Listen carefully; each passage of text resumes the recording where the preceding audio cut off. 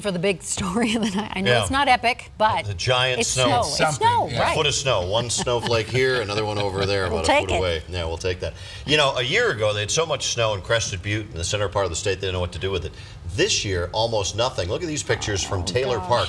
And these were sent in by Trevor Bona. He said it's so dry that they decided to go up to the reservoir and because the nights there dropped to the single digits, it is the world's largest hockey rink.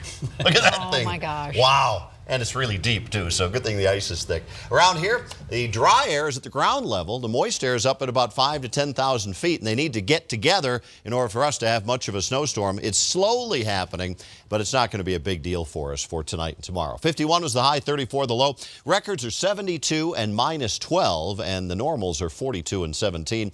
Right now, the humidity is coming up a bit, but it's still at 36% with a 13-degree dew point. So even though we have some of the ingredients in place, it's not all right there. There's a front that's come through. There's a weak low pressure area along that front that's moving our way from western Colorado. Tonight, that low is going to drop gradually southward. The snow should increase midnight to about 2 a.m. and then after about 2 to 3 a.m. it drops farther to the south. So it's only going to be a few hours of snow.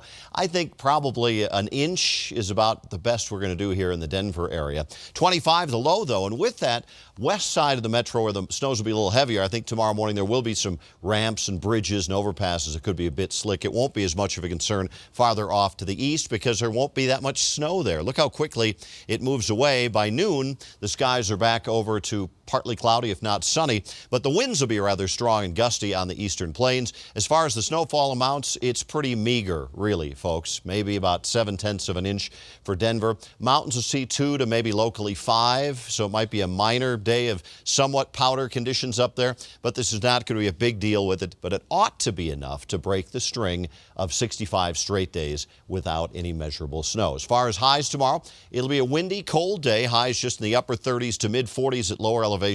20s and 30s expected in the mountains. At least it's going to feel a bit more like December, and it might even look a bit more like December by tomorrow morning. As far as tonight's forecast, we'll get some snow developing. I'd say up to an inch in Denver by morning, 25 for a low temperature. Heaviest on the west and south side of the metro. Flurries end in the morning, windy and cold tomorrow with a high of 40. We do have another chance after that. Friday warms up back to 57, but another one of these weak storms moves in Saturday afternoon through early Sunday and could bring us another inch or maybe 2 of snow if we're lucky. 38 on Sunday. Back to a little bit milder next week, but looking longer term, always trying to be optimistic. It does still look like there's a pretty good chance of some cold and snow coming back into the state in the days leading up to Christmas. We'll take all you got. That's something. And you probably needs to get shopping.